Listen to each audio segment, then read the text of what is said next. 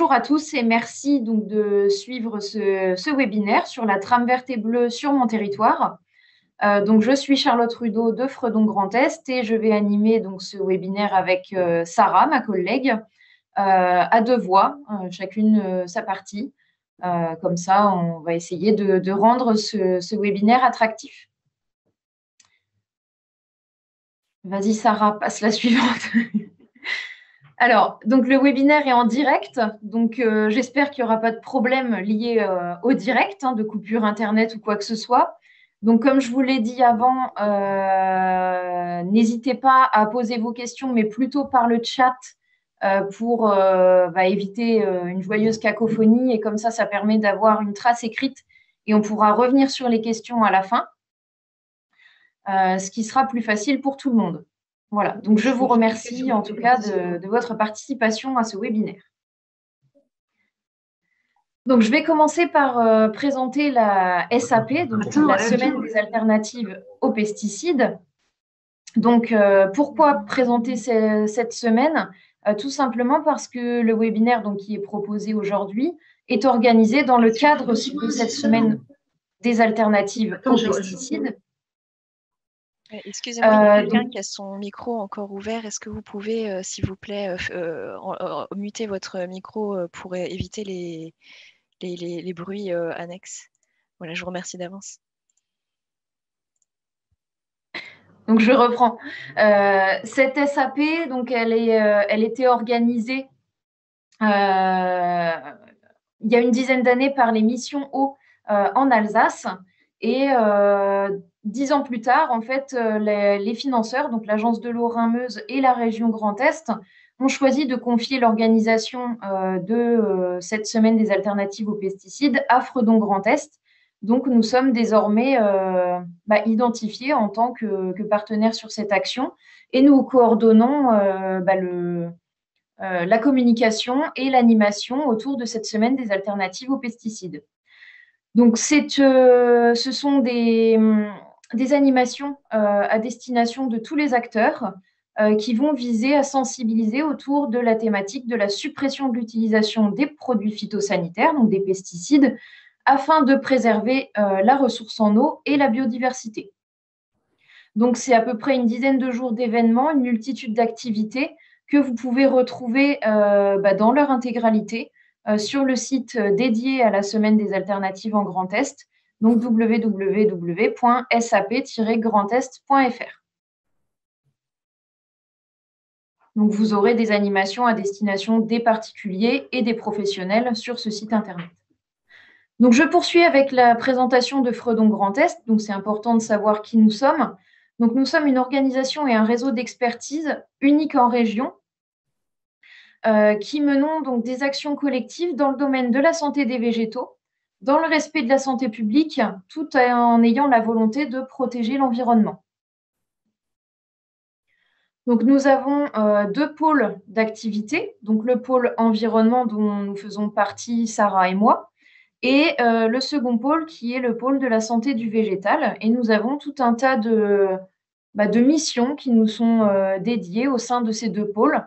Donc, je vais commencer par le pôle santé du végétal. Donc, nous avons des missions de surveillance biologique du territoire.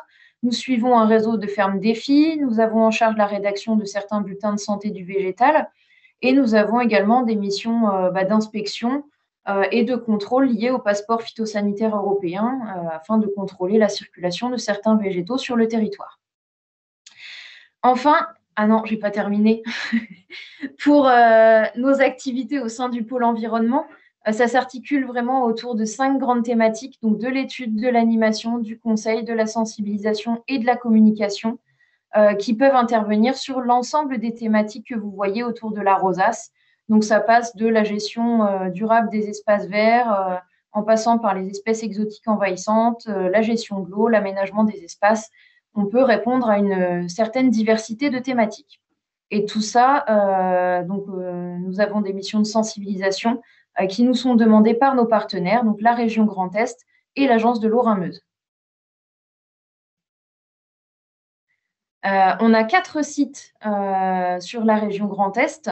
Donc, le siège social se situe à Reims. On a une antenne à Saint-Ponge Et enfin, les 2 sites, donc lorrains et alsaciens, ce qui nous permet vraiment d'avoir 4 sites qui nous permettent de rayonner vraiment à l'échelle du Grand Est et de conserver une proximité territoriale avec l'ensemble des collectivités et des acteurs avec qui on travaille. Donc voilà comment va s'articuler le webinaire aujourd'hui. Donc un petit retour sur la définition de la trame verte et bleue, un état des lieux de la biodiversité en France, donc un point sur la trame verte et bleue également, les dispositifs régionaux qui vont permettre d'accompagner autour de cette thématique, et enfin, quelles sont les possibilités d'action que l'on peut entreprendre sur les différentes échelles qui vont permettre d'agir sur le territoire. Donc la définition, on va commencer par le principe de biodiversité. Donc si on prend la définition du petit Larousse, on tombe sur une définition assez simpliste qui va regrouper la diversité des espèces vivantes et de leurs caractéristiques génétiques. Donc là, c'est vraiment l'ensemble du vivant avec tout le patrimoine génétique qui va faire que l'espèce va conserver une richesse et va avoir la possibilité de perdurer dans le temps parce qu'on a assez de caractères génétiques variés pour avoir une stabilité de l'espèce. Par contre, si on prend une autre source, donc le ministère de la Transition écologique et solidaire, là, on a une définition un petit peu plus complète. C'est-à-dire qu'ils vont considérer que la biodiversité, c'est l'ensemble du tissu vivant de notre planète. Donc, ça va recouvrir l'ensemble des milieux naturels et l'ensemble des formes de vie que l'on peut retrouver. Donc, ça va regrouper les plantes, les animaux, les champignons, les bactéries, tout ce qu'on peut retrouver en fait. Et ça va également regrouper l'ensemble des relations et des interactions qui vont exister entre les organismes vivants eux-mêmes et entre ces organismes et leur milieu de vie. Donc là, on prend vraiment quelque chose de beaucoup plus global. Ce n'est pas seulement ce qui va vivre sur la planète, c'est ce qui va vivre sur la planète, mais en lien avec le milieu de vie de chaque planète. Donc, ce n'est pas seulement les orang-outans, c'est les orang-outans dans leur forêt natale. Ce n'est pas seulement les vers de terre, c'est les vers de terre dans tout leur milieu de vie, à savoir les prairies, les champs et l'ensemble des possibilités qu'ils vont trouver dans la terre. Voilà. Donc là, je passe la main à ma collègue Sarah. Je reprends la main, merci Charlotte, sur l'état de la biodiversité en France pour faire un petit point sur le contexte de pourquoi ce webinaire, tout simplement. Alors, on va prendre quelques données chiffrées, on va regarder quelques graphiques. Alors, on a plusieurs programmes qui existent au travers du monde, au travers de différents organismes pour suivre l'état de la biodiversité en France. Ici, on va en prendre deux. On va prendre le programme STOC. Donc, STOC, ça veut dire suivi temporel des oiseaux communs. Qui a été réalisé, qui a pu aboutir en 2018 et qui a pu révéler que 26% des espèces évaluées qui ont été évaluées sont menacées ou éteintes, donc parmi les oiseaux communs. Les oiseaux communs, ça va regrouper les oiseaux vraiment qu'on peut rencontrer tous les jours. On ne va pas parler du vautour fauve, par exemple. On va plutôt parler de la citelle torche-peau, de la mésange charbonnière qu'on peut croiser dans les jardins ou dans les champs assez régulièrement. On va aussi observer à la suite de ce rapport une diminution de 33% des populations d'oiseaux inféodés au milieu agricole. Donc ça, c'est aussi une diminution qui est assez parlante parce que les milieux agricoles ne sont pas forcément en diminution au travers du territoire. Par contre, leur état se dégrade en fait simplement. On reviendra dessus un peu plus tard, mais il y a certains éléments qui disparaissent et qui font que des populations d'oiseaux qui pouvaient notamment y vivre se retrouvent menacées aujourd'hui.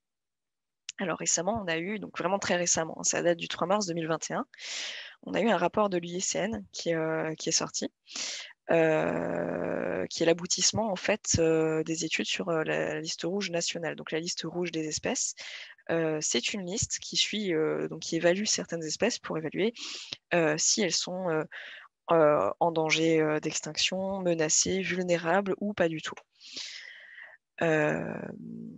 Alors, je gère les admissions en même temps dans la salle d'attente, donc ne m'en voulez pas si je m'arrête un petit peu pour admettre les personnes. Ce rapport IUCN permet de voir qu'il y a quand même une forte proportion d'espèces qui sont menacées, qui arrive à 17,6% de la faune et de la flore évaluée, qui est menacée ou éteinte. C'est quand même une grosse proportion. Ça s'élève, alors si on peut donner quelques chiffres, c'est 13 842 espèces évaluées, 2430 qui sont menacées, 187 éteintes. C'est vraiment énorme. À côté, vous voyez les graphiques. On voit qu'il y a certaines espèces qui sont un peu plus menacées que d'autres, notamment les oiseaux nicheurs sont plus menacés que les papillons de jour, par exemple. On a aussi des espèces où on a très peu de données, les requins, les raies, les chimères, parce que simplement c'est plus difficile de les observer et de les évaluer. Donc on n'a pas des données suffisantes pour évaluer leur état de l'état des populations en France. Les chiffres que je vous donne ici, c'est en France métropolitaine. On ne considère pas les dom-toms. Il existe aussi des chiffres. Je vous invite à aller voir sur le site de l'UICN si ça vous intéresse, mais ici on va parler principalement de la métropole. Ce qui ressort en fait de ces deux études, donc qui ne sont pas très éloignées au niveau du temps, on a un pas de temps de 3 ans, c'est qu'on a un pourcentage d'oiseaux menacés qui passe de un quart à un tiers. Alors, pour les nouveaux arrivants, je vous invite à couper votre micro pour éviter les bruits parasites, si ça ne vous dérange pas. Je vous remercie. Donc du coup, voilà, le pourcentage d'oiseaux menacés qui passe de un quart à un tiers en 3 ans, c'est assez énorme. On voit que c'est une diminution des populations qui continue, tout simplement. Pourquoi la biodiversité va s'éroder? On a 5 facteurs qui sont identifiés principaux. On va avoir le fractionnement et la dégradation des habitats, la pollution, donc la pollution de l'eau, la pollution atmosphérique, la pollution lumineuse, voilà, toute forme de pollution, même les nuisances sonores peuvent compter comme une pollution. L'introduction des espèces envahissantes, donc par exemple la renouée du Japon qui va prendre le pas sur le reste de la flore, le Buddleia aussi, les lentes, l'écrevisse de Louisiane qui va aussi bien abîmer les milieux aquatiques. Le changement climatique, simplement tous les effets qui sont liés aux espacements de température, aux problématiques climatiques et la surexploitation des espèces. Ici, on va principalement se focaliser sur le fractionnement et la dégradation des habitats parce que c'est quelque chose qui vous concerne un peu plus directement. Je vous ai mis un petit exemple lorrain pour vous montrer, pour illustrer en fait le fractionnement et la dégradation des habitats. Vous avez sur la carte ici la côte de Delme, qui est un espace protégé par le CEN, le Conservatoire des espaces naturels, qui est à 4 km de la SNIF la plus proche. Sur cette côte de Delme, il y a beaucoup d'espèces du coup qui sont protégées, qui vivent dans un milieu assez particulier. On va en voir une juste après, qui se retrouve donc à 4 km d'une autre zone naturelle. Entre ces deux zones, il y a des champs, il y a des routes, il y a des villages qui entravent en fait simplement la migration de ces espèces. Donc tout simplement, ces espèces restent assez enclavées dans un milieu assez restreint. Alors la dégradation des habitats, comment ça se produit? La dégradation des habitats, ça peut être l'artificialisation des surfaces, donc simplement par exemple, on va prendre l'exemple très grossier qu'on a en photo, raser une forêt pour construire un lotissement par exemple. Ça va être l'expansion du tissu urbain, donc voilà, on construit des lotissements, donc forcément il faut qu'on s'étende dans l'espace. La fragmentation des espaces protégés, on va vraiment essayer de récupérer le plus de terrain possible. L'État ne peut pas forcément protéger tous les espaces. Il y a des espaces bien définis. Et en fait, entre ces espaces, il y a des territoires qui ne sont pas protégés, donc qui peuvent être exploités. L'uniformisation du paysage, donc ça va plutôt concerner aussi le milieu agricole, par exemple, les champs qui sont à perte de vue avec aucun relief végétal, avec pas de haies, pas d'arbres, pas d'arbustes. L'exploitation des habitats, que ce soit les prairies, les forêts, les tourbières. Donc les prairies qui vont être surpâturées, par exemple, les forêts qui vont être des forêts de coupe, qui vont être coupées à blanc, les tourbières qui vont être exploitées pour les ressources, notamment la tourbe blonde qui est beaucoup exploitée, qui est un gros problème parce que les tourbières sont un milieu assez rare. Et bien sûr, la pollution des milieux qui va également dégrader la qualité de ces habitats. Donc pour toutes ces raisons, on va avoir la mise en place de la trame verte et bleue. Donc qu'est-ce qu'une trame? On va commencer par le début. La trame, c'est quelque chose qui permet de relier deux réservoirs de biodiversité. Donc, ce que je vous disais avant, on va avoir un milieu, par exemple, protégé par le Conservatoire des espaces naturels, et la SNIEF la plus proche, elle va être à 4 km. Le but d'une trame, c'est de relier ces deux espaces. On peut les relier de différentes manières, par des zones continues, des corridors, donc ce qu'on appelle des corridors écologiques, donc qui peuvent être continus, discontinus ou diffus. Vous avez ici un schéma qui illustre assez bien justement la différence entre chacun de ces corridors. Cette trame, elle va se baser sur une cartographie des éléments de paysage présents. On ne peut pas placer une trame n'importe où, n'importe comment. Il faut d'abord identifier les espaces qui sont présents et là où c'est le plus optimal et pour les espèces et pour l'évolution du territoire, la dynamique du territoire, pour produire cette trame. Alors, on va illustrer un peu tout ça par quelques exemples d'espèces, simplement pour vous montrer en fait l'importance de ces milieux et surtout de leur diversité.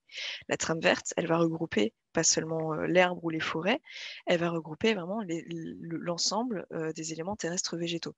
Donc, effectivement, les forêts et aussi les prairies, mais aussi les haies plurispécifiques, les prairies de fauche, les tourbières, enfin voilà, il va vraiment y avoir beaucoup, tout ce qui est végétal, ça va rentrer là-dedans. Ici, je vous ai mis un petit oiseau, c'est le pigrièche écorcheur. C'est un oiseau qui est intéressant parce qu'il a besoin d'un milieu très particulier. Donc c'est un oiseau qui a été en voie de disparition, qui est sur liste rouge dans certaines régions, mais pas toutes.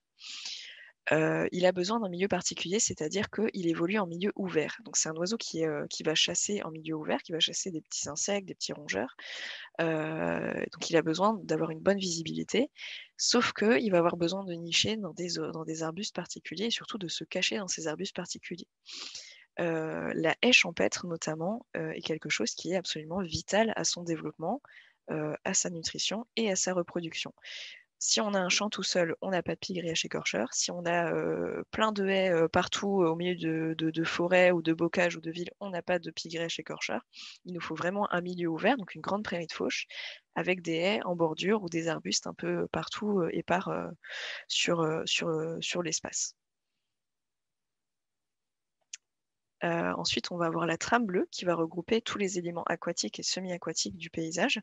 Donc, ça peut être les cours d'eau, les mares, les étangs, les lacs. Vraiment, il y a une grande diversité. Je vous ai mis 3 exemples d'espèces pour vous montrer justement les besoins différents de chaque espèce. On va avoir l'alite accoucheur, donc, qui est un crapaud qui est menacé dans beaucoup de régions. Qui va avoir besoin d'eau stagnante pour sa reproduction, mais aussi d'un milieu terrestre humide pour simplement se déplacer. Notamment, on connaît un peu tous les contraintes auxquelles sont confrontés les crapauds, les amphibiens en règle générale. C'est justement, ils ont besoin et d'un milieu humide pour se reproduire, et d'un milieu terrestre pour se déplacer, pour se nourrir, pour s'abriter. Donc on va régulièrement assister à des migrations de ces crapauds qui vont souvent rencontrer des routes sur leur chemin et donc être victimes du trafic routier. On va avoir aussi le triton crêté qui, lui, va avoir besoin de mares et d'étangs assez profonds pour sa reproduction. Donc là, on n'est plus sur des petits étangs, des petites mares qu'on pourrait faire dans son jardin. Là, on est déjà sur des points d'eau qui sont un peu plus importants, qui ont un peu plus de profondeur. Et on va avoir le Gonfus similis, qui est un odonate, qui lui, par contre, va avoir besoin d'un cours d'eau à plus ou moins fort débit. Donc lui, il veut pas de l'eau stagnante pour son évolution. Il veut simplement des cours d'eau qui vont courir. Donc ça peut être des tout petits ruisseaux, ça peut être des rivières. Il va plutôt bien évoluer sur ce type d'espace, mais il va avoir besoin de cette topographie-là et pas d'un étang ou d'un lac stagnant, tout simplement. Et dans la trame verte-bleue, on a aussi simplement des espèces qui dépendent de ces 2 trames. J'ai pris l'exemple du martin pêcheur qui est assez parlant. Alors le martin pêcheur, c'est un oiseau que vous avez peut-être déjà vu parce qu'il est pas mal en augmentation ces derniers temps. C'est un oiseau assez impressionnant à voir. C'est un oiseau qui va pêcher en eau stagnante, donc il va avoir besoin d'un lac, d'un étang poissonneux, donc avec une certaine biodiversité déjà présente dedans. Il va avoir besoin d'arbres, d'arbustes pour se percher et chasser, un petit peu comme le pigrièche écorcheur d'ailleurs. mais aussi il va avoir besoin de berges végétalisées. Ça, c'est très important.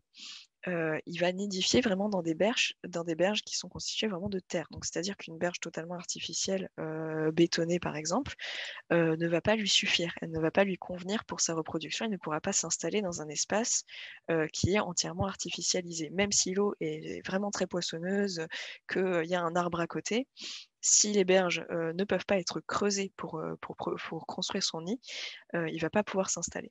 Donc il a besoin un petit peu de ces deux trames ensemble, et donc d'une certaine complexité dans le milieu. Donc, ce qui fait qu'il est parfois un peu plus compliqué à observer. On a d'autres trames qui existent, qui sont un peu moins connues, mais qui sont tout aussi importantes. On va voir la trame noire ou étoilée, qui simplement concerne la pollution lumineuse qui a effet donc dans le ciel. Vous avez déjà tous observé autour des lampadaires les nombreux insectes qui volent tout simplement autour, qui restent un peu coincés autour des lampadaires.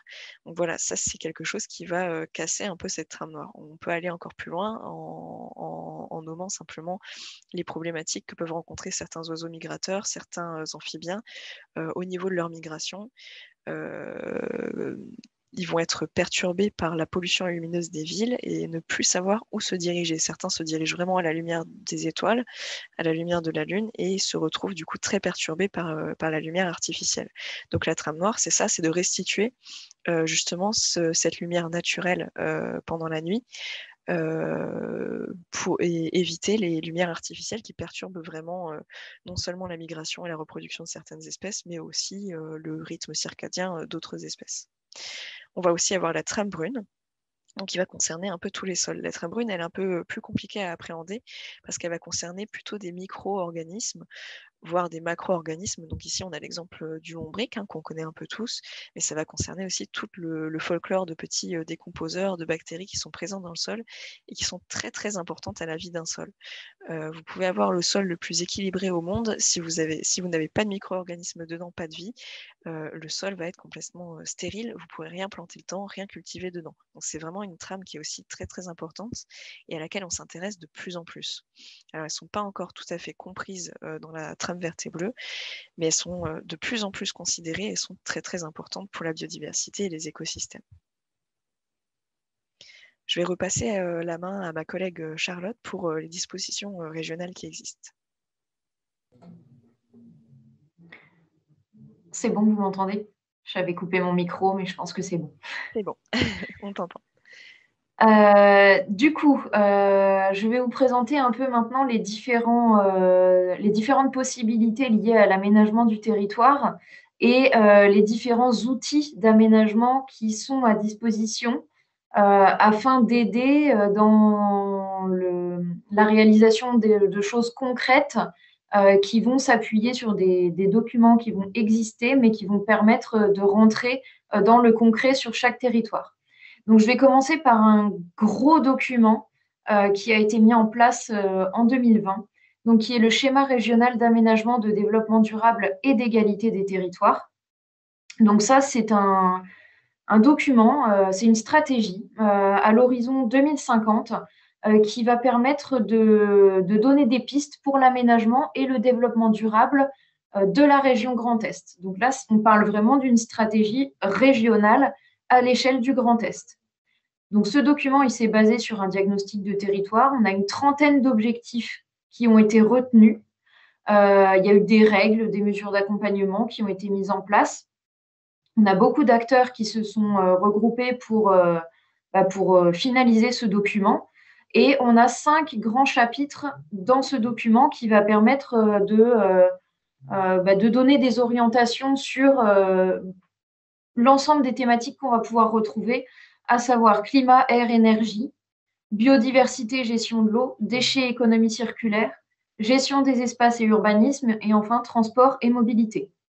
Donc on voit bien que c'est un document sur lequel on peut s'appuyer pour l'ensemble du développement du territoire. Pas seulement la biodiversité et la trame verte et bleue, on peut vraiment se baser dessus pour tout ce qui va concerner le développement durable à l'échelle du Grand Est. Donc c'est un document qui est assez récent, il a été approuvé en janvier 2020. Donc, on a 1 an de recul dessus et il a vraiment donc pour objectif de viser sur du long terme puisque c'est la stratégie de développement à l'horizon 2050.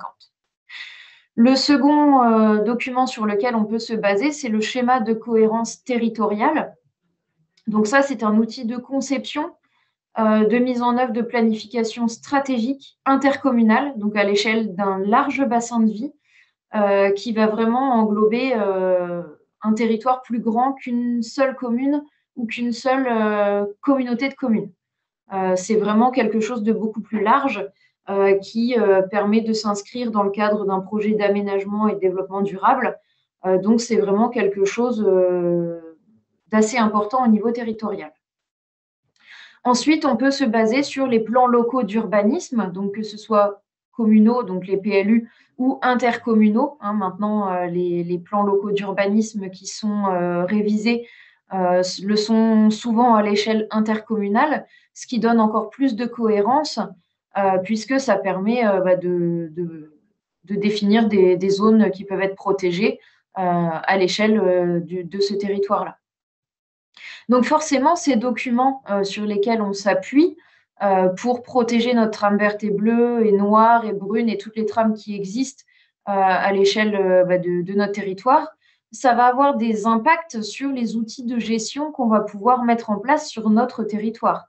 Donc, à savoir si on fait un plan de gestion différencié, donc qui va permettre de trouver des méthodes alternatives d'entretien aux produits phyto et d'orienter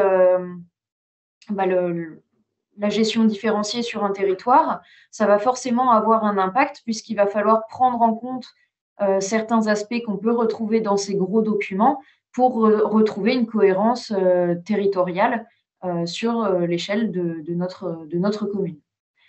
Donc, ça a également des incidences sur les décisions et les orientations locales, puisque on veut parfois faire des choses seul dans notre coin à l'échelle d'une commune ou d'une interco, mais on se rend compte qu'il y a des stratégies qui se réfléchissent à l'échelle beaucoup plus large, donc qui peuvent avoir un impact sur un territoire beaucoup plus grand.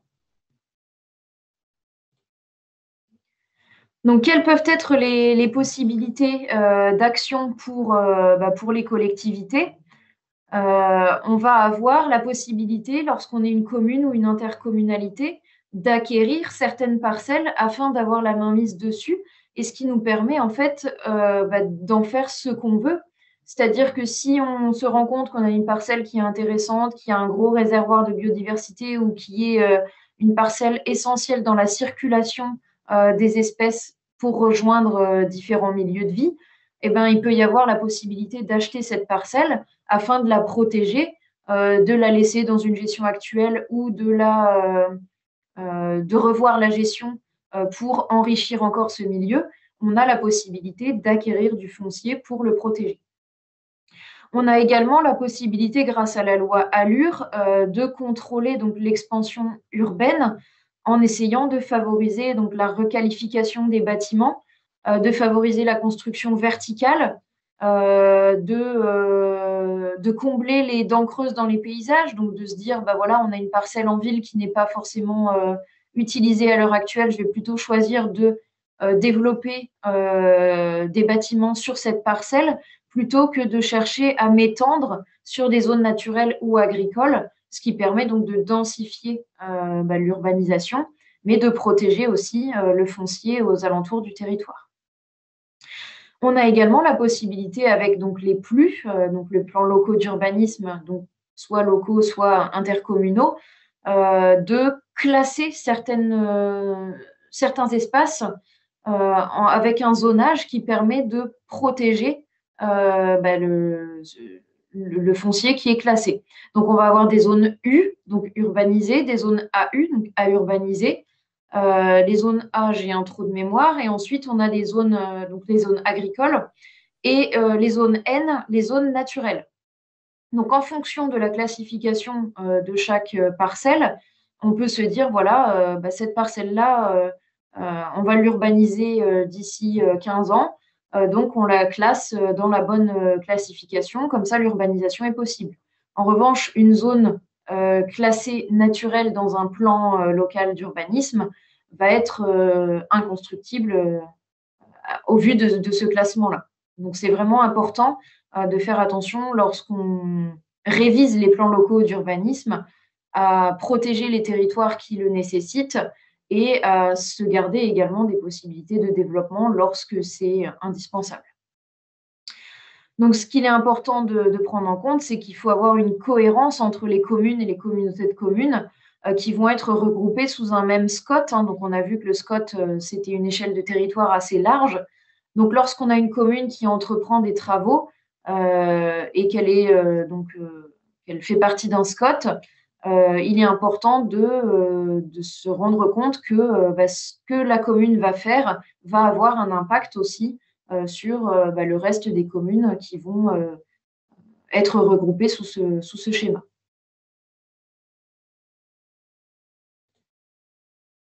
Alors ensuite, on a donc des appels à projets sur la région Grand Est qui sont mis en œuvre chaque année pour essayer donc de favoriser des projets de territoire sur cette thématique, puisque c'est vraiment quelque chose qui est porteur, qui est dans l'air du temps et c'est une nécessité d'agir dans ces domaines-là.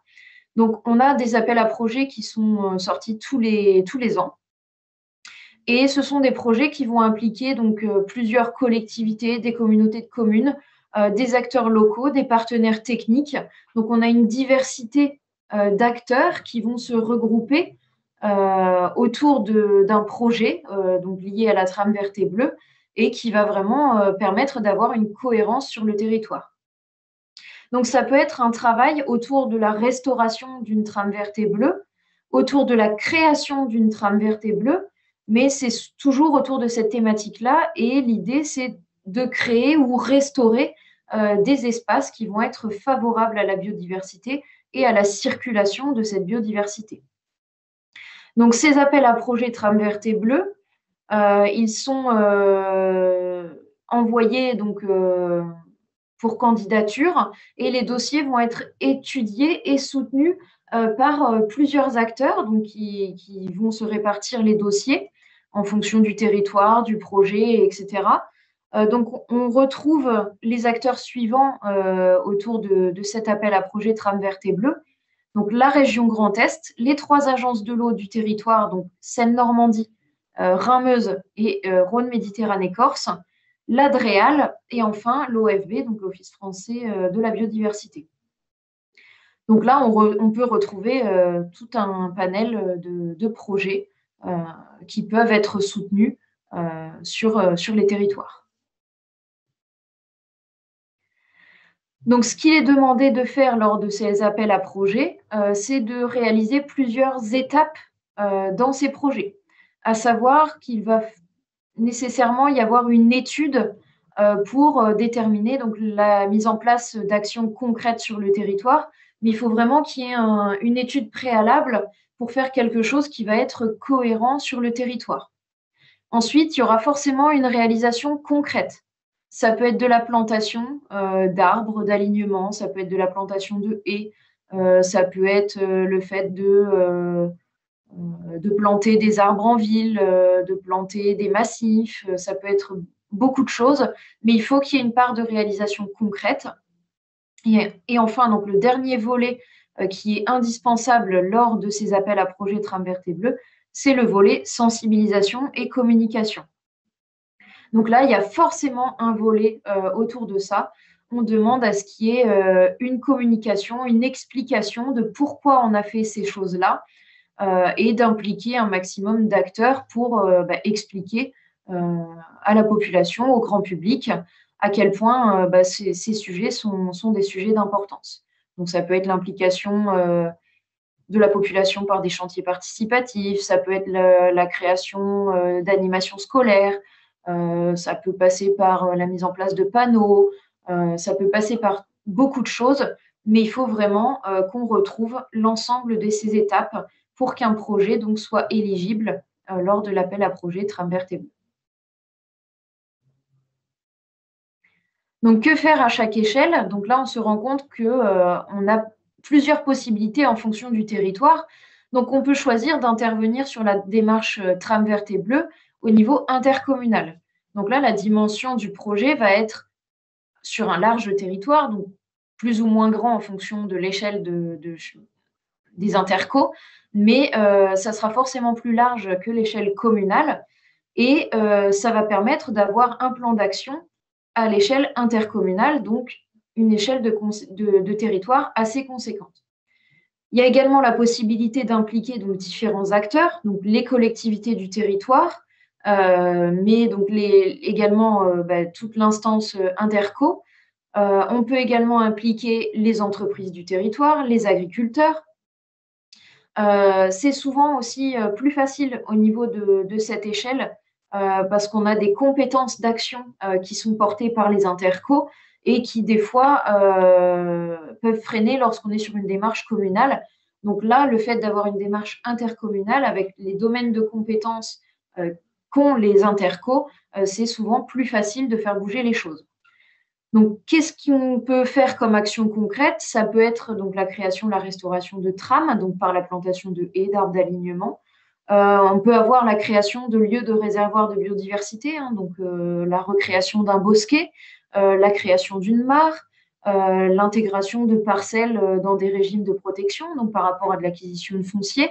Ça peut être vraiment beaucoup de choses qu'on peut mettre en place au niveau interco pour favoriser la trame verte et bleue sur son territoire.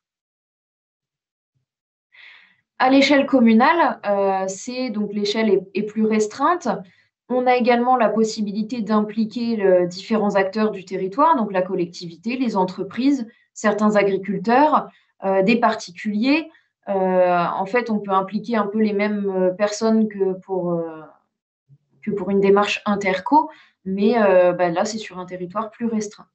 Ce qu'il est important aussi de souligner dans ces appels à projets et dans les démarches qu'on peut faire pour la trame verte et bleue, c'est qu'il est souvent indispensable de s'appuyer sur des partenaires techniques qui vont avoir des compétences dans ces domaines bien précis. Ça peut être des compétences sur l'animation, ça peut être des compétences sur l'inventaire, sur la coordination, mais le fait de faire appel à des partenaires techniques va vraiment amener une dimension assez importante au projet, une prise de recul par rapport à ce qui est mis en place et ce qui se fait sur le territoire pour être certain qu'on entreprend les bonnes actions pour la trame verte. Donc, c'est les mêmes exemples que pour les projets précédents. Ça peut être de la plantation, ça peut être beaucoup de choses. Et on peut également agir à plus petite échelle, à savoir en tant qu'entreprise, en tant même que particulier, j'ai envie de dire. Donc là, l'échelle de territoire est encore plus réduite, mais on a la possibilité de poursuivre ou initier des démarches qui se sont faites ou qu'on souhaiterait faire émerger autour de soi. Donc, ça peut être de se dire, moi, je vais impliquer mes salariés dans la démarche. Je vais faire une petite action, donc je vais planter une haie, un arbre, je vais installer quelques nichoirs. Je vais faire des choses à mon échelle, soit parce que je sais que la commune sur laquelle mon entreprise est implantée a fait des choses et je souhaite les poursuivre chez moi, soit parce que je trouve que c'est une dimension qui est importante, que je souhaite valoriser. Et du coup, je poursuis ou j'initie cette démarche en entreprise. Donc, pour favoriser la biodiversité et donc aménager son territoire, il est important donc, de faire des choses donc, à différentes échelles, mais il est aussi essentiel de se baser sur des éléments connus pour ne pas faire n'importe quoi. Encore, s'il est possible de faire n'importe quoi pour la trame verte et bleue. Ce que je veux dire, c'est qu'il existe donc des cartographies des éléments de la trame verte et bleue qui ont été faits à l'échelle de la région, soit Champagne-Ardenne, soit Lorraine, soit Alsace, et même donc à l'échelle Grand Est, et qu'il est important de se baser dessus pour savoir qu'est-ce qu'on peut faire à notre échelle, donc plus restreinte. Donc là, je vous ai mis une petite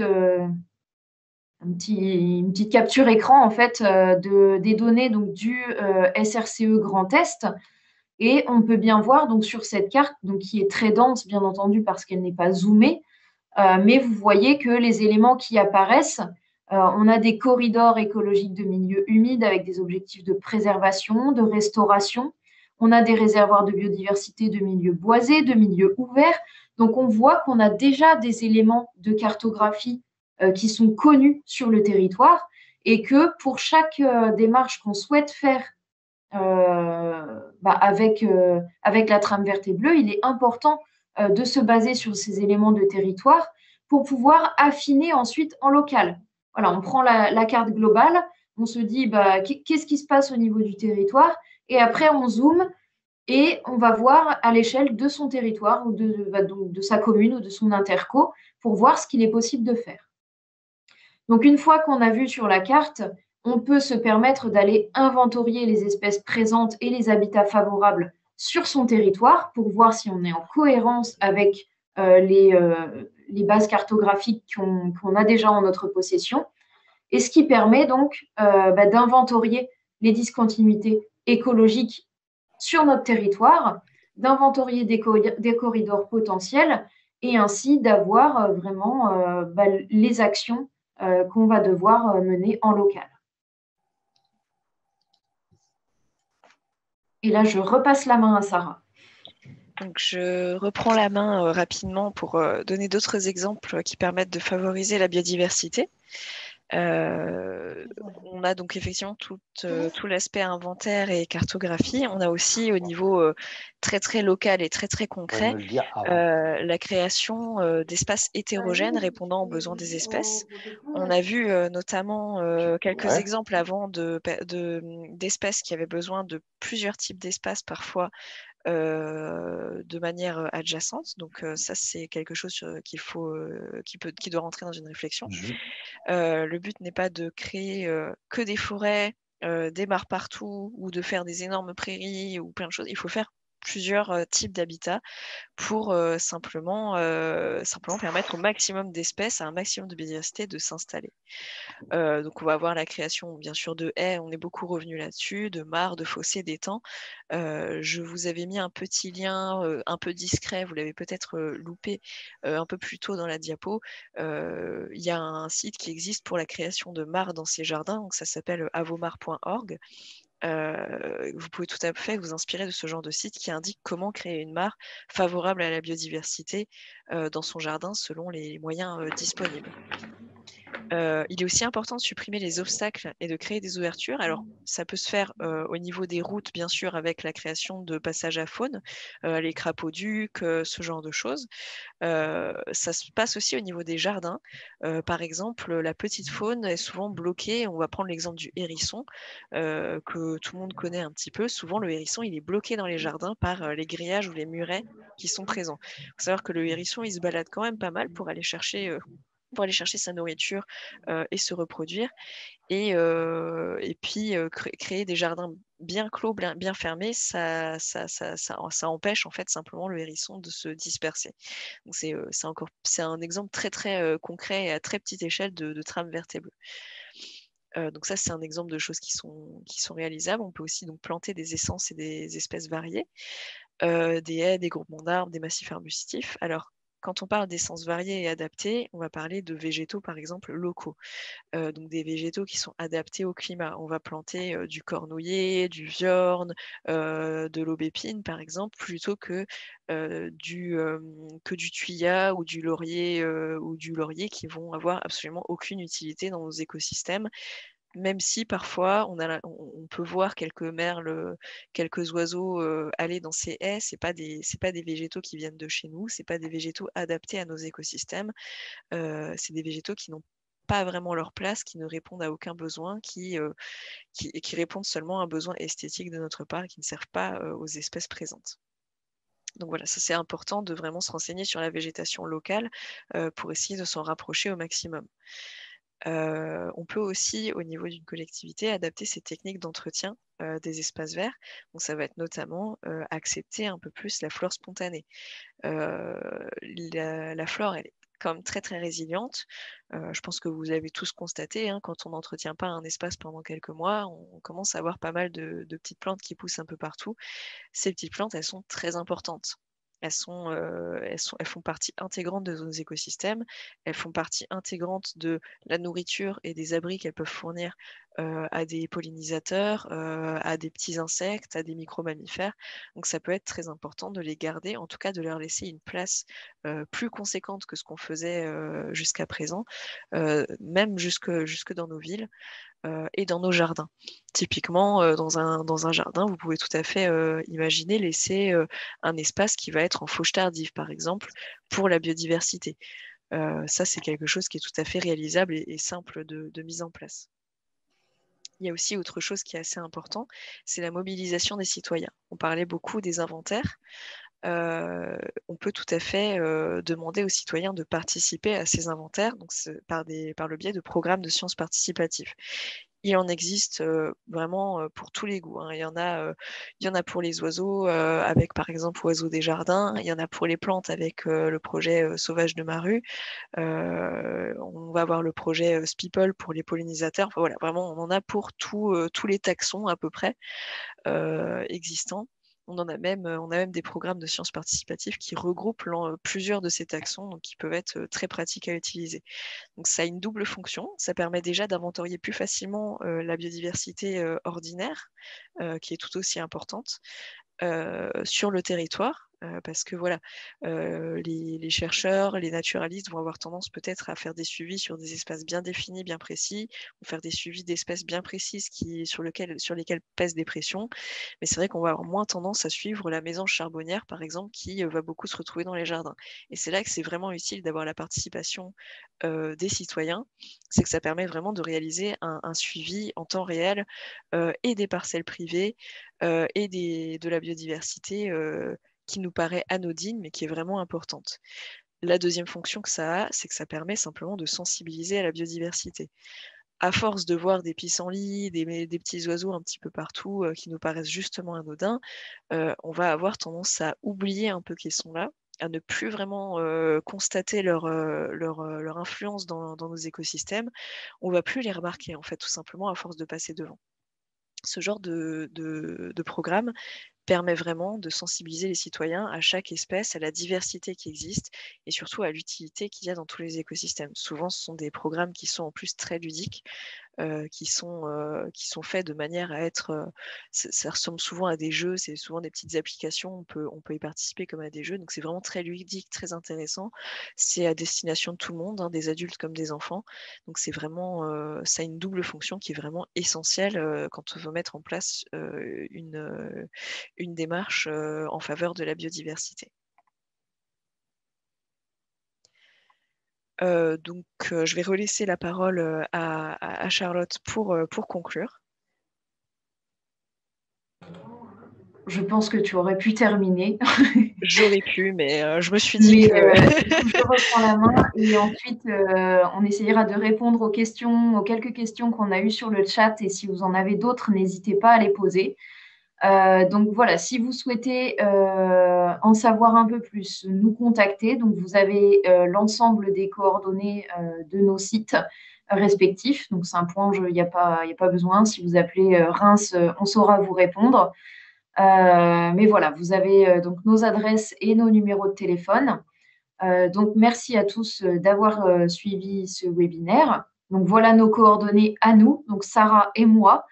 Et enfin, je vais reprendre les questions pour essayer d'y apporter des réponses. Alors, donc on avait la question, aurons-nous accès au diaporama? Je pense que ça doit être possible. On pourra peut-être vous le faire parvenir en format PDF, mais vous aurez au moins une base de diapos. Peut-être pas tout, je verrai, mais je pense que vous aurez déjà une bonne base. Alors, ensuite, nous avions une question sur la renouée du Japon. Avez-vous une solution pérenne pour la faire disparaître? Sarah, tu réponds ou... Je réponds. Alors, c'est un peu compliqué parce que la renouée du Japon, il n'existe pas vraiment de solution miracle, en fait, simplement pour la gérer. Il existe plein de solutions. Ça va dépendre de la topographie de la commune, ça va dépendre des besoins, ça va dépendre des moyens. Ce qui va ressortir principalement, ça va être l'éco-pâturage, ça va être très efficace sur la renouée du Japon, mais il faut avoir un éleveur pas loin avec des chèvres ou des moutons selon la topographie de l'espace qui est touché. Il faut avoir la possibilité de surveiller le troupeau, hein, ça c'est très important, on ne peut pas lâcher les chèvres comme ça et n'avoir personne pour les surveiller. Voilà, bon, ça en prend en compte plusieurs choses. On peut aussi faire du fauchage répété avec récupération. Donc attention, ça c'est très important. Il faut vraiment récupérer tous les fragments. Donc, parce que je pense que vous savez, mais la renouée se rebouture très bien. Donc un petit fragment de 2 centimètres peut redonner un nouveau plan. Donc si vous fauchez dedans et qu'il y a plein de petits bouts qui se dispersent un peu partout, vous allez étendre en fait le massif de renouée. C'est notamment comme ça qu'elle va énormément se disséminer, notamment dans les villes et sur les berges de cours d'eau. Il y a aussi le bâchage qui est possible. Donc ça, c'est après une fauche. C'est un peu plus compliqué de mise en place parce qu'il faut mettre une double bâche agricole et qu'il faut surveiller régulièrement. Il faut aller marcher dessus pour casser les cannes qui repoussent en dessous. Enfin, voilà, c'est des choses qui sont possibles de mise en place. C'est les 3 grandes solutions qui existent. Il y a plein de petites variantes. Si vous avez vraiment une problématique à ce sujet, je suis référente sur le territoire, donc n'hésitez pas à m'envoyer un mail pour qu'on puisse préciser la demande. Donc, il n'y a pas de souci, je pourrai y répondre. Alors ensuite, il y avait une autre question. Y a-t-il des interactions des trames avec Natura 2000? Alors Natura 2000, c'est effectivement un classement d'espèces, d'espaces sur lequel on va retrouver différentes espèces qui présentent un intérêt. Donc ces zones Natura 2000 ont tout à fait un intérêt dans la trame verte et bleue, puisque ça va être à la fois des zones de réservoir de biodiversité, et si cette zone Natura 2000 est étendue, ça peut également être un lieu de circulation. Donc, effectivement, Natura 2000 a toute sa place dans les trames vertes et bleues. Enfin, je pense, Sarah, si tu as des choses à ajouter ou... Non, je pense que tu as tout dit. C'est une des composantes, je pense, essentielles même. Les espaces qui sont Ouais, déjà protégés, si on peut les intégrer dans la trame verte et bleue, c'est une bonne base, on va dire. c'est ça. Alors, ensuite, il y avait une question sur la Fédération des chasseurs qui a un plan d'action, un plan d'installation de haies champêtres à laquelle nous participons. Êtes-vous associés? Alors, on a des actions avec les chasseurs, on a des actions de plantation sur certains projets trame verte et bleue. Vous dire qu'on est associé à celui-ci, je ne sais pas. Peut-être pouvez-vous affiner et nous dire sur quel territoire vous êtes. Ça me permettrait peut-être d'affiner ma position, mais pour l'instant, je ne sais pas. Alors, où trouver les cartographies trame verte et bleue inventoriant les zones répertoriées? Donc, la carte que j'avais présentée dans le diaporama, c'était une carte c'était le Scott, je crois, si je ne m'abuse. Attendez, je retourne voir. Non, c'est le SRCE, donc schéma régional de cohérence. J'ai un doute. SRCE. Alors, schéma régional de cohérence écologique. Donc, j'avais trouvé les données en ligne. Donc, je pense que c'est possible de les trouver sur Internet en ligne via ce biais-là. Il y a des données qui sont trouvables aussi, notamment sur data.gouv.fr. Donc, il y a pas mal d'informations, pas seulement sur les trames vertes et bleues, mais aussi sur toutes les informations cartographiques des eaux de surface, par exemple, ou des eaux souterraines. Enfin, il y a vraiment beaucoup d'informations là-dessus. Vous avez une grande base de données à explorer selon les régions et les territoires. Et enfin, la dernière question qui aurait dû même nous interpeller avant, qu'est-ce que la cartographie SIG? Effectivement, c'est la base, j'aurais dû l'expliquer. Alors, la cartographie SIG, c'est la cartographie donc, sur système informatique. D'informations géographiques. Voilà, d'information géographique, merci. C'est la journée des doutes, hein. Et ça permet en fait de répertorier sur carte, donc informatique, tous les éléments de territoire qu'on peut cartographier. En fait, c'est un système de couches et chaque couche va regrouper un élément. Donc, on va avoir une couche sur la forêt, on va avoir une couche sur les rivières, on va avoir une couche sur les corridors à restaurer au niveau des boisements. Enfin, on peut vraiment superposer tout un tas de couches sur des logiciels informatiques et ça permet vraiment d'avoir des données sur l'ensemble du territoire. Donc, j'espère que c'est à peu près clair. Je remets la carto que tu avais mis, c'est peut-être plus parlant comme exemple de Oui, principe. peut-être. Je reviens dessus. Hop là. Donc là, vous voyez effectivement, alors là, c'est tout bien mis en page, c'est joli, c'est tout propre. Effectivement, quand on travaille dessus, c'est un peu moins joli, tout propre. Mais en gros, là, vous avez chaque légende correspond à une couche. Et derrière ces légendes, vous avez en fait des données qui sont associées. Par exemple, au niveau de plans d'eau de plus de 1 hectare, vous allez avoir un tableau qui va être associé derrière avec tous les plans d'eau de plus de 1 hectare, avec toutes les données associées. Par exemple, est-ce qu'ils possèdent une végétation particulière, des espèces de poissons particulières, est-ce qu'ils sont privés ou publics, enfin ce genre d'informations. Donc ça va beaucoup plus loin que juste du dessin sur une carte, c'est que c'est un dessin sur une carte, mais associé à beaucoup de données en direct, en fait. Donc ça permet vraiment d'avoir comment dire, un accès facilité aux données.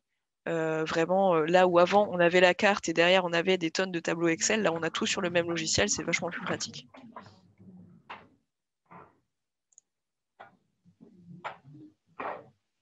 Hop. Alors, je reprends comment accéder à cette carte. Donc, je suis en train de chercher sur Internet si je trouve un lien à vous fournir pour avoir accès à ces schémas. Je cherche, je suis sur le coup.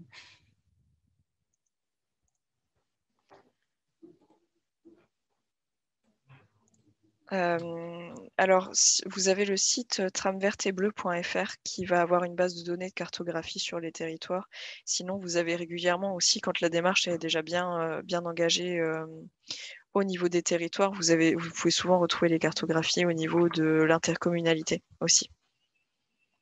Alors, je vous ai mis un lien donc vers, que je ne me trompe pas, l'Adréal, donc le site de l'Adréal, avec les données cartographiques du SRCE Champagne-Ardenne. Donc voilà, j'ai déjà trouvé celui-ci. Je vais regarder si je trouve les autres maintenant pour la Lorraine et l'Alsace. Je vais vous mettre le lien vers tramvertebleu.fr aussi dans les commentaires. Ça permet d'avoir déjà une petite base au moins pour s'y retrouver. En plus, il y a des guides méthodologiques et tout. Enfin, il y a vraiment pas mal de choses dessus. Si je retrouve la fenêtre. Hop là. Voilà, ici, vous pouvez trouver pas mal d'informations aussi sur la trame verte et bleue au travers des territoires. Alors, j'ai trouvé quelque chose pour l'Alsace que je vais vous partager également. Marie date de a mis en 2014. commentaire des cartographies SRCE. Merci Marie. Super. On a une collègue au top. Elle est sur le coup. Voilà, donc là, vous avez pas mal d'informations déjà. Alors, je reprends les questions.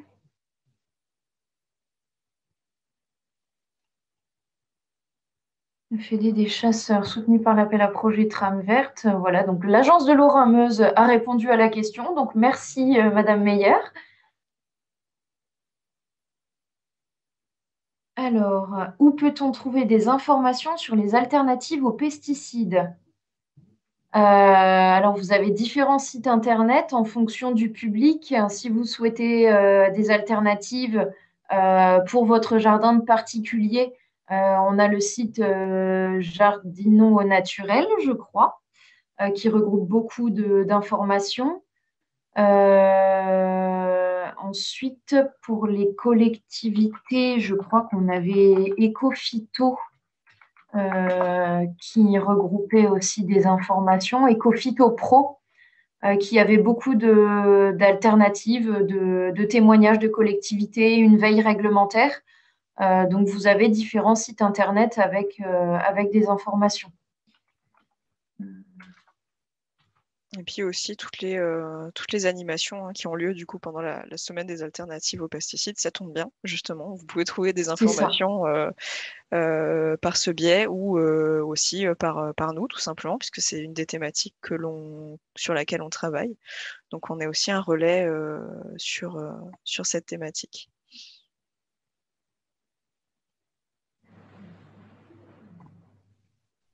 Donc Sandra a également ajouté voilà, que pour les haies, donc Fredon Grand Est est amené à travailler avec différents partenaires suivant les projets. Donc par exemple, Haies Vives d'Alsace.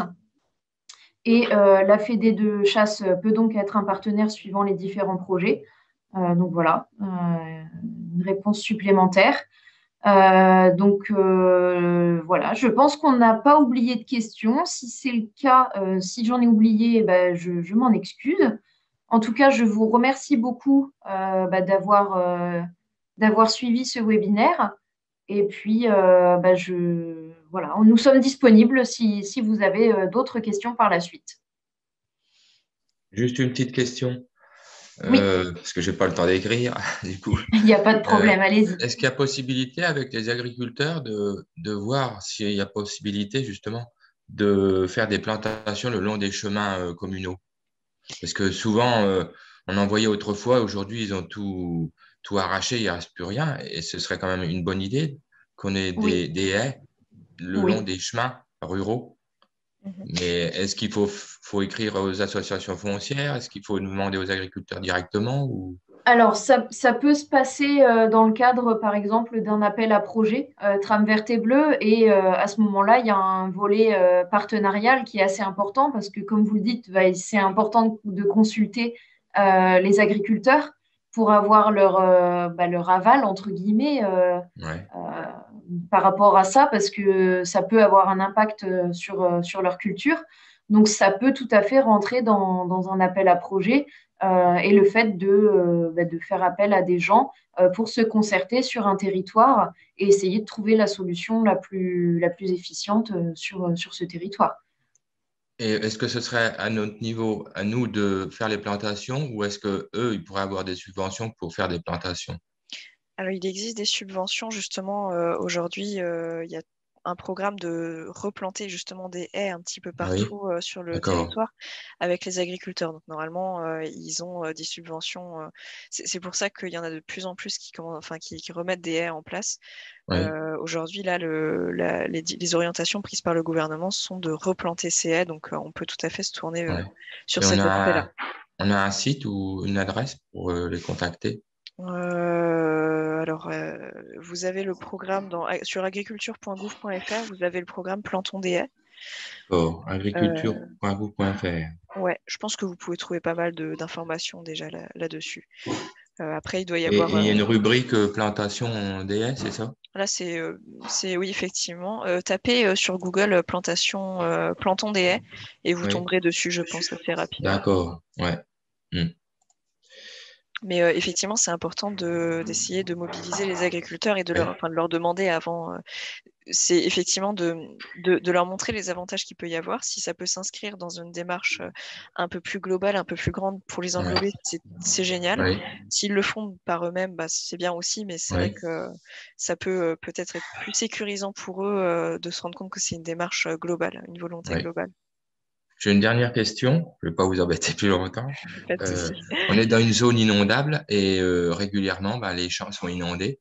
Et je pense que là, il y a quand même un danger et un problème avec tout le système euh, de la faune et la flore, quoi. Parce que il y a pas des engrais, des pesticides qui doivent repartir dans les rivières ou à côté, Effectivement, quoi. vous êtes en Alsace, je suppose. Non, dans Non, l'Aube. ah, c'était les Dans- deux. C'était les deux Et possibilités. ouais, Euh, c'est régulé, si vous voulez, depuis qu'on a les lacs, mais il y a encore beaucoup d'inondations du fait des grosses pluies, comme on a eu en 2000, fin 2018, je crois, début hmm. 2019. Effectivement, c'est aussi pour ça que le programme de plantation de haies a été lancé. C'est une des composantes, en fait, simplement. C'est que Oui, bah, la disparition des haies a rendu un sol très propice aux inondations, ouais, au c'est ça. Ouais. ruissellement. La plantation de haies permet justement d'arrêter et les ruissellements, donc les Ouais, excès d'eau et les déportations de terre, et ouais, aussi donc le ruissellement des intrants qui peuvent y avoir dans les ouais. champs, donc pas seulement les pesticides, mais aussi les engrais qui, quand ils s'accumulent dans les eaux superficielles, peuvent devenir assez problématiques car ils participent à l'eutrophisation des eaux de surface. Donc, effectivement, là-dessus, la plantation de végétaux et de haies, ça permet de ralentir un peu tout ça. Hmm, C'est également pour ça que ça a été lancé. d'accord. Merci. Et je vois qu'on a eu une autre question. Comment les appels à projets sont-ils portés à la connaissance des collectivités? Alors là, j'ai envie de dire que bah, c'est un peu chaque collectivité, lorsqu'elle a un projet, bah, essaye de taper un peu dans toutes les portes pour essayer de voir si, s'il n'y a pas un appel à projet ou un dispositif qui permettrait bah, d'avoir des aides pour mener à bien.